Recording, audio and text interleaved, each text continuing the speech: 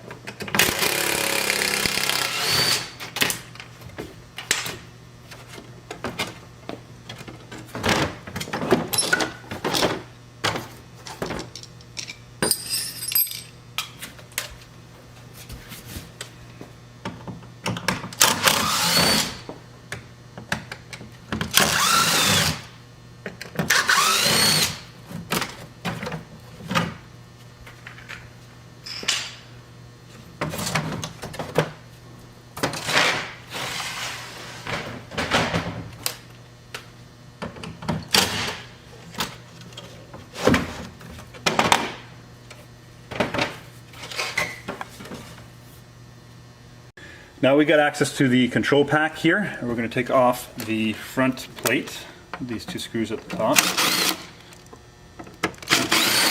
This front plate will have the wiring diagram, which will show you where all of the components are. What we're looking for here is pump 1.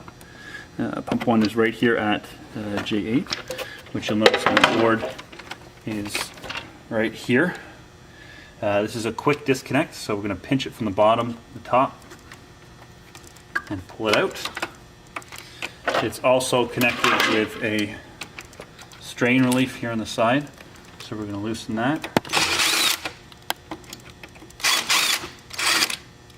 This piece will come out, put it off to the side.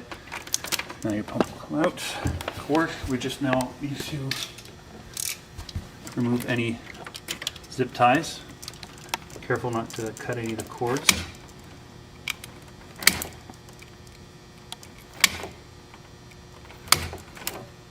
Okay, so now you can follow this cord all the way back to the pump. So you also want to notice where the slice valves are. There's one here directly to the right of the pack, and there's one over here directly above the pump.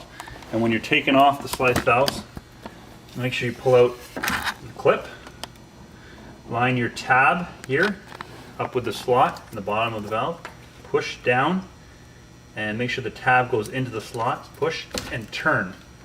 So it's parallel with the actual valve itself. So that's that one here. The same procedure over on this one. Pull the tab out, the clip out, line the tab up with the slot, push and turn so it's parallel and it's nice and snug. After the slice valves, you want to loosen up the union at the intake and, the discharge and the intake. This will be hand threaded on. Loosen up. You might have a bit of water coming out depending on if your saw has water left in or not. There might be some leftover water in the plumbing, but because we've shut the slice valves off, you're not going to have the tub leak. And loosen the one in the intake. These come off. Careful, there is a gasket in here that you don't want to lose. It sits directly inside the plumbing. Okay. And once those have been loosened off, you take off the nuts on the bolt of the pump bolts here. So these themselves, you can use. This is the number 13 here to loosen these out. There will be 4 of these. These have already been pre-loosened. And washer.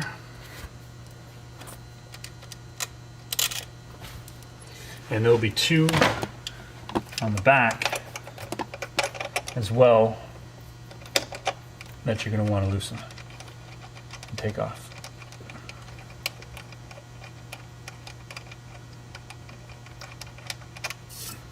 One.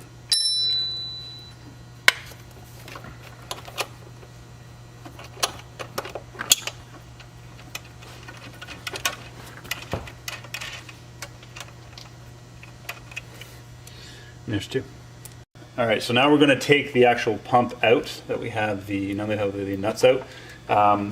The wire for the audio might be in the way, at which point you just pull out here. I'm going to put this off to the side, put that back in after. So you're going to need to slide the intake and the discharge pipes a little bit out of the way here to be able to pull the pump out. See, here's the gaskets come out here. Just make sure you don't lose that.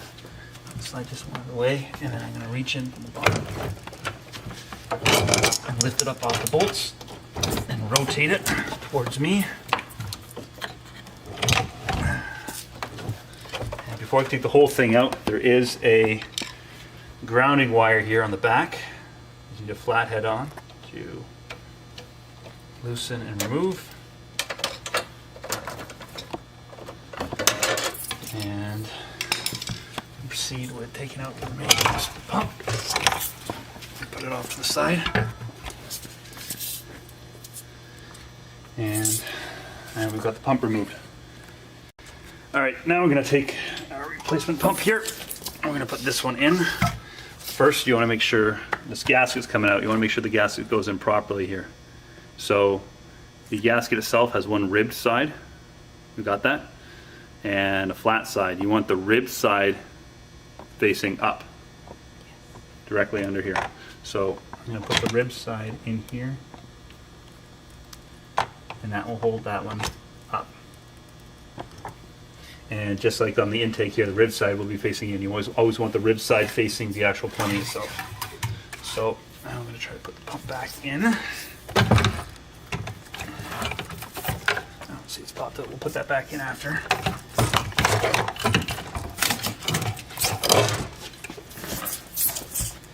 Before I put it all the way back in, you gotta make sure you do ground wire. Just back into the back, put that back in.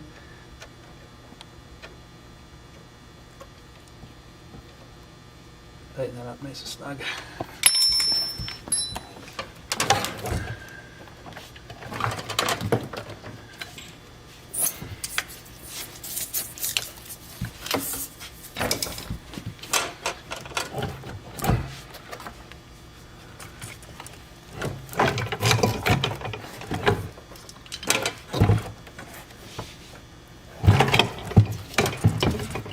Make sure that the nuts or the bolts line up in the proper spot on the pump base, like that.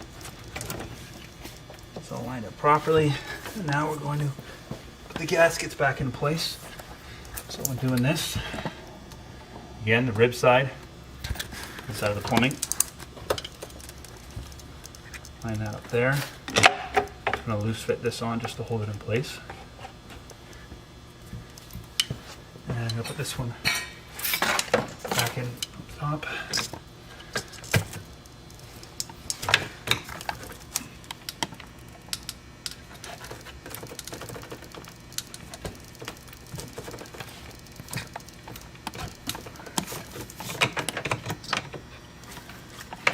Make sure your gasket is flush, touching the entire top of the discharge.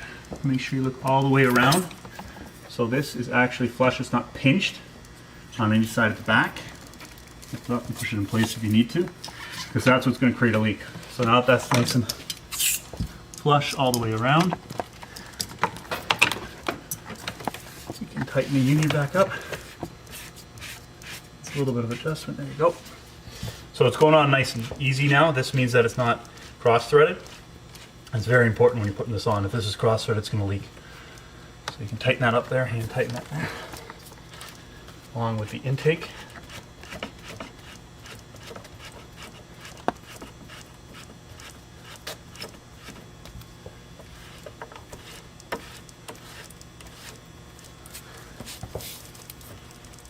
And just hand tighten is good.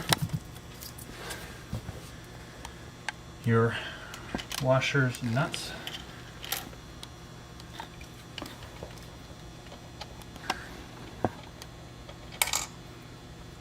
On there, and the second one on as well.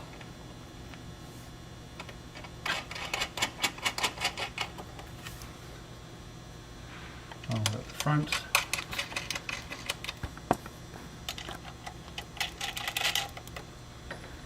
Wrench, getting those in there snug. And at the back.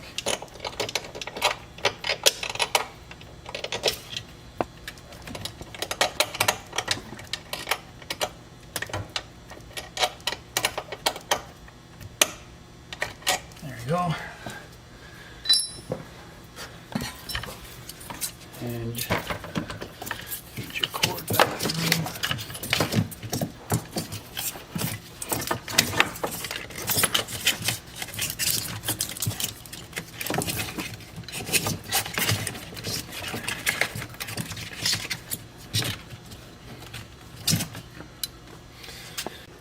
Now that we got the pump cable fed through, you can line this back up, and the pump number 1 slot, if you get stuck, look at your wiring diagram. This is pump 1 here. This only goes in a certain way. Flat side you gotta line up. Make sure it clicks and snug, and pull. You can pull a little tug on the cord just to make sure that, not on the cord itself, but the connector, just to make sure it's in there nice and tight. And line these back up. Put a strain relief to go back in place.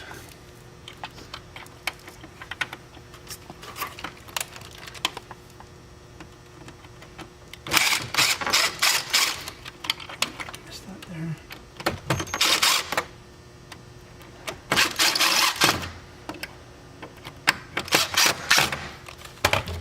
These are nice and snug in place here. That's in there. You put the cover back on.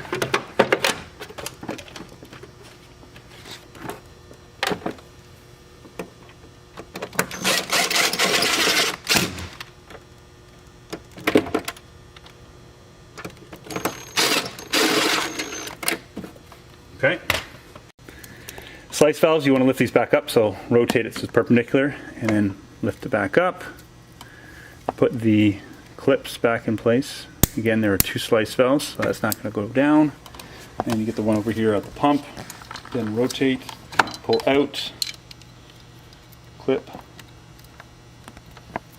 in place, and that's snug. When we put the panel on, we took the audio out, just make sure you feed that back in here so you can listen to your music. Final step before you put the panels back on is if your tub still has water in it, you're going to want to bleed it out a little bit here. So you'll loosen the discharge just a little bit, and you'll hear a hissing, and that noise means that there's air being released, and you let about a little trickle of water come out, and that means that you've released all the air. And you can tighten it back up, make sure you don't have an airlock, and then you can proceed with putting the panels back on.